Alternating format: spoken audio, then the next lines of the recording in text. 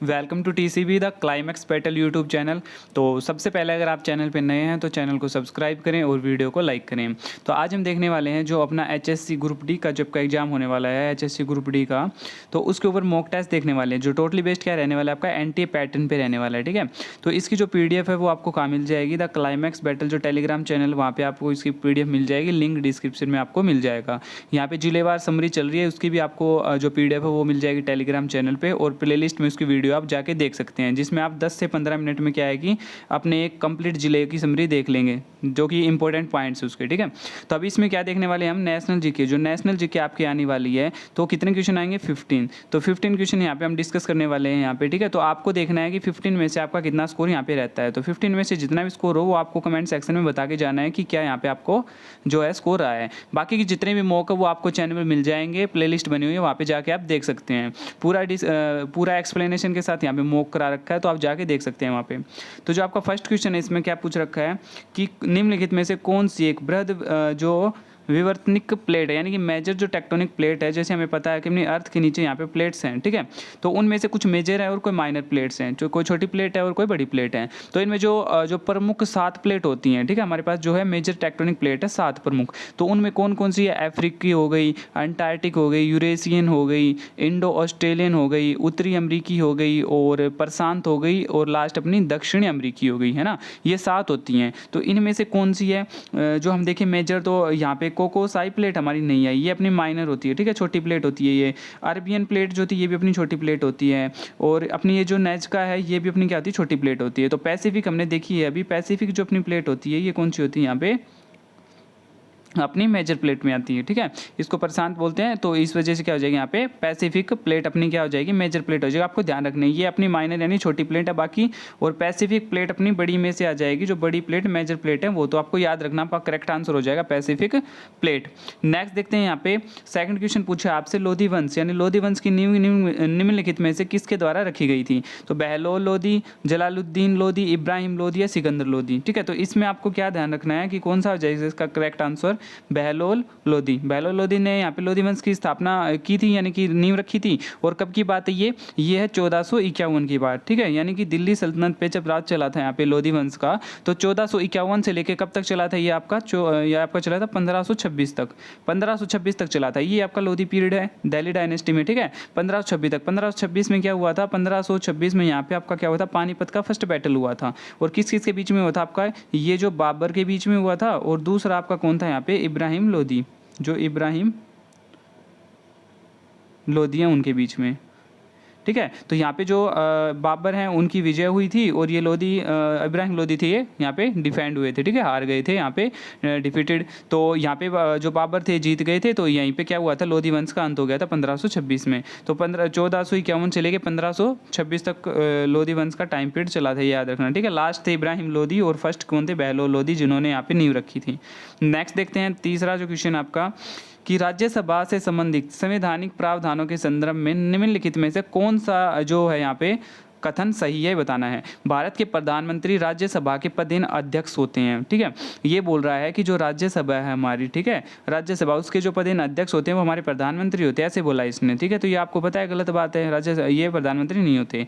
भारत के उपराष्ट्रपति राज्यसभा के पदेन अध्यक्ष होते हैं, यहाँ पे बिल्कुल ठीक बात है आपकी। ठीक है, आगे देखते हैं, भारत के राष्ट्रपति राज्यसभा के पदेन अध्यक्ष होते हैं, यहाँ पे गलत बात, राष्ट्रपति नहीं होते। भारत के महान्यायवादी राज्यसभा के पदेन अध्यक्ष होते हैं, ये भी गलत बात है, नहीं होते। तो यहाँ पे मैं आपको बताना चाहता हूँ कि जो उपराष्ट्रपति होते हैं जो अपने, ठीक है, भारत के जो उपराष्ट्रपति होते हैं वो क्या होते हैं, यहाँ पे राज्यसभा के पदेन अध्यक्ष होते हैं। यानी कि जो एमोल्यूमेंट्स और जो वेतन वगैरह मिलता है उपराष्ट्रपति को, वो किसका मिलता है, एज ए अध्यक्ष ऑफ यहाँ पे राज्यसभा। ठीक है, इस बेस पे उनको जो वेतन और एमोल्यूमेंट्स मिलता है वो इसके बेस पे मिलता है। तो आपको ध्यान रखना है कि जो उपराष्ट्रपति का जो मेजर कार्य होता है वो क्या होता है, यहाँ पे राज्यसभा के वो अध्यक्ष होते हैं। ठीक है, तो ये सही हो जाएगा, प्रधानमंत्री नहीं होते आपके, महान्यायवादी नहीं होते, राष्ट्रपति नहीं होते, कौन होते, उपराष्ट्रपति होते, राज्यसभा के अध्यक्ष। तो आपको ध्यान रखना है। नेक्स्ट देखते हैं फोर्थ क्वेश्चन क्या कहता है यहाँ पे, अखिल भारतीय कांग्रेस कमेटी ने भारत छोड़ो प्रस्ताव कब पारित किया था। दैट मीन कौन सा प्रस्ताव पूछ रहा है, क्विट इंडिया मूवमेंट जो आपका चला था ना, क्विट इंडिया मूवमेंट। तो ये क्विट इंडिया मूवमेंट यानी कि भारत छोड़ो जो ये था प्रस्ताव कब पारित हुआ था? 8 जनवरी 1942 को नहीं हुआ था, 18 जुलाई 1942 को नहीं हुआ था, 15 अगस्त 1942 को नहीं हुआ था, ये हुआ था आपका 8 अगस्त 1942 को।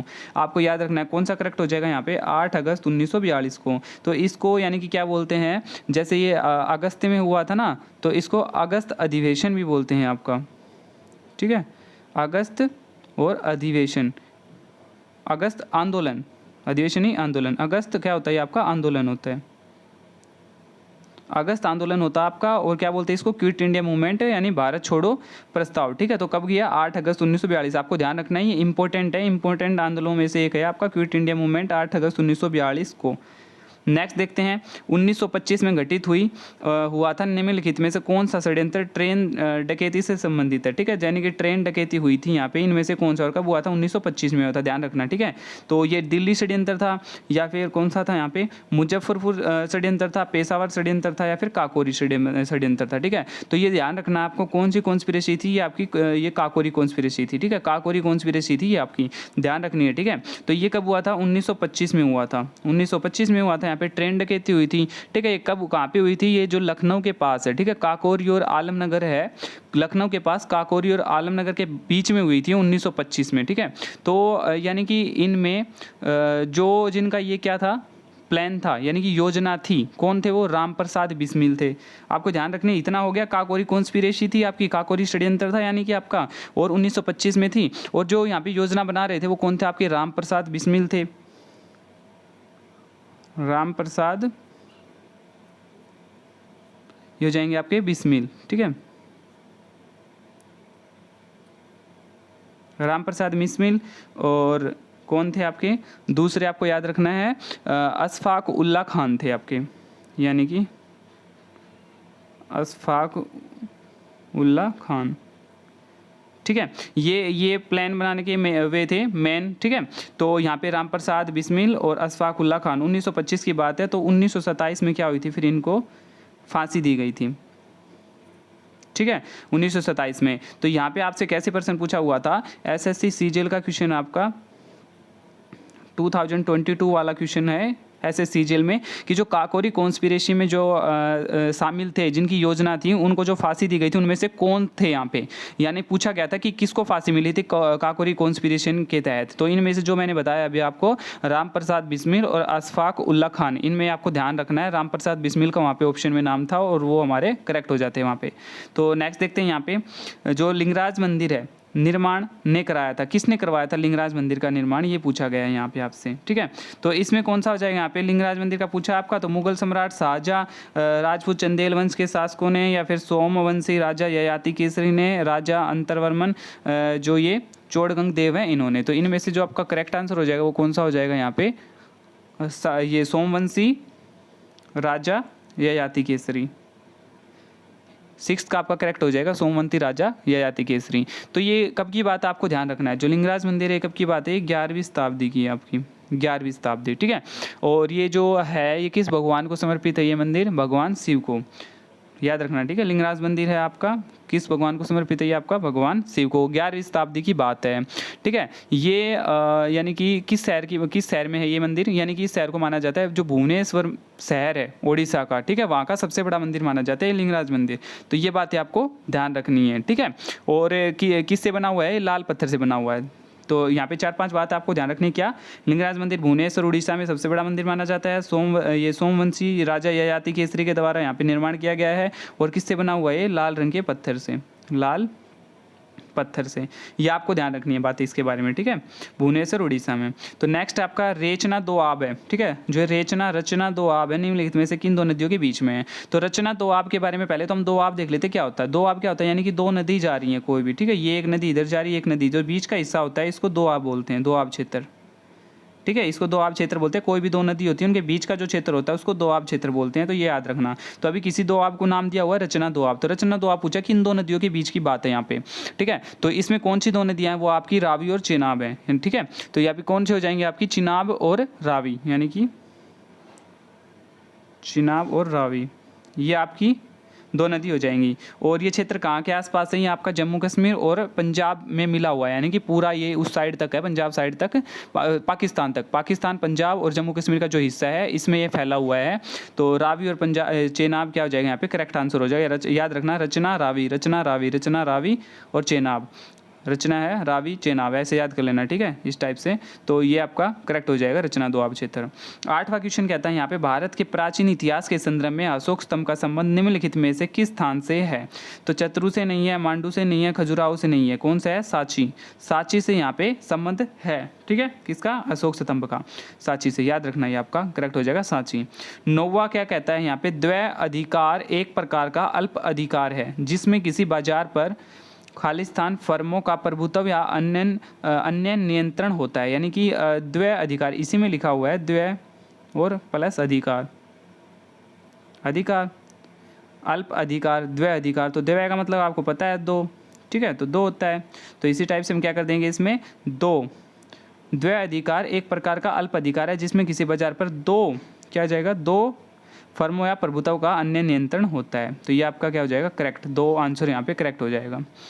10th क्वेश्चन क्या कहता है? जब सरकार करों को कम करती है और सरकारी व्यय को बढ़ाती है, यानी कि जो टैक्स वगैरह होते हैं उनको कम कर देती है और जो सरकारी व्यय होता है उसको बढ़ाती जाती है, तो इस प्रकार की जो राजकोषीय नीति होती है उसको क्या कहते हैं? यहाँ पे विस्तारवादी राजकोषीय नीति कहते हैं। क्या कहते हैं? विस्तारवादी राजकोषीय नीति। और कौन सा अपना करेक्ट हो जाएगा ऑप्शन? फर्स्ट ऑप्शन अपना करेक्ट हो जाएगा 10th का, जो इसका जो करेक्ट आंसर है 10th का फर्स्ट, विस्तारवादी राजकोषीय नीति। ठीक है, कब होती है?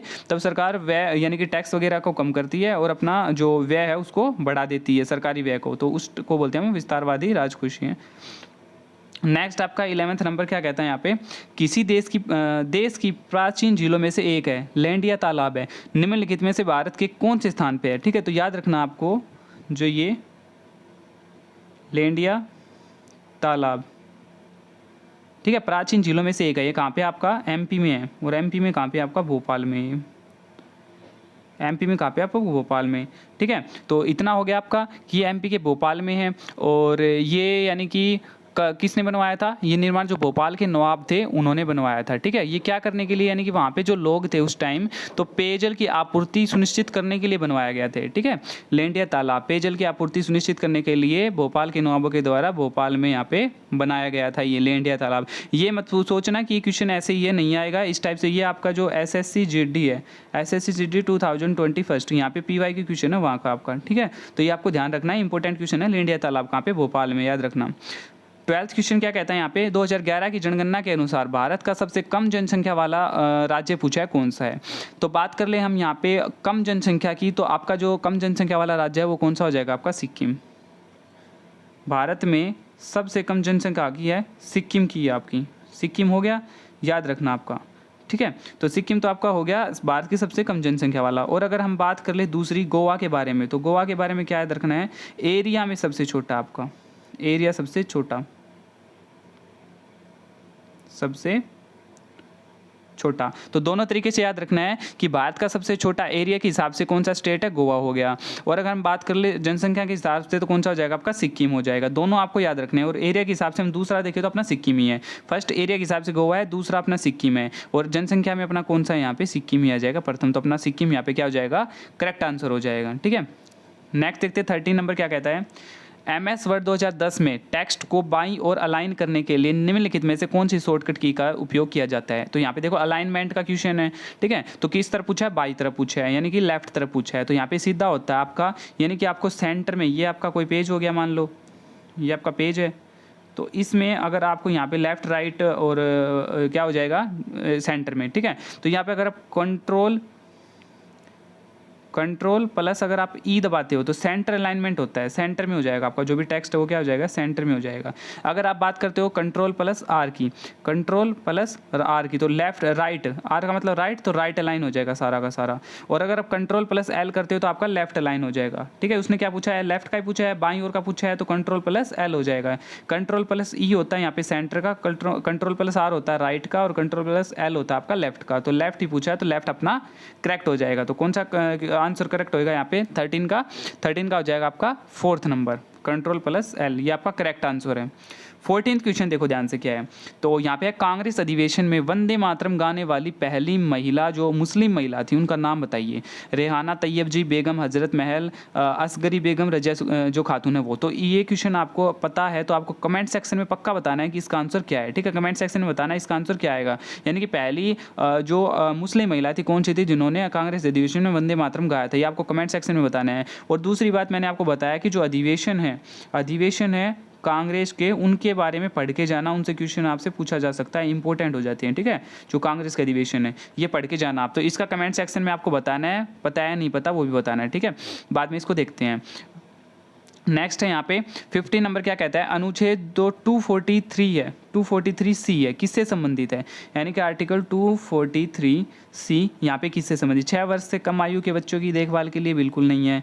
पसंद का नाम और क्षेत्र नहीं है यहाँ पे। प्राण एवं देह की स्वतंत्रता का संरक्षण ये भी बिल्कुल नहीं है। तो यहाँ पे होता है जो पंचायतों की संरचना, यानी कि जो 15 का अपना आंसर हो जाएगा वो हो जाएगा डी। तो जो 243C है उसके एक में यानी कि यही प्रावधान है क्या कि पंचायतों की संरचना के संबंध में प्रावधान है, पंचायतों की संरचना से संबंधित प्रावधान। ठीक है, तो ये अपने हो गए यहाँ पे 15 क्वेश्चन। तो 15 क्वेश्चन में आपका कितना स्कोर रहा ये आपको बता के जाना कमेंट सेक्शन में कि आपका कितना स्कोर यहाँ पे आया है। और वीडियो कैसी लगी आपको एक प्यारा सा कमेंट वीडियो के लिंक कमेंट सेक्शन में छोड़ना है कि वीडियो आपको कैसी लगी। बाकी के जितने मॉक है वो आपको चैनल पर मिल जाएंगे, आप जाके देख सकते हैं। और जिलेवार जो अध्ययन चली हुई है, मोस्ट इंपॉर्टेंट जो वहाँ पे पॉइंट्स है जिले के, तो वो आपको जरूर देखनी है एग्जाम से पहले। उसकी PDF भी मिल जाएगी और वीडियोज़ को भी आप देख के जाना, क्योंकि वहाँ पे अलग से भी बताया हुआ है वीडियोज़ में, तो वो आप देख के जाना एग्जाम से पहले, वो आपके लिए बहुत ज़्यादा हेल्पफुल रहने वाली हैं।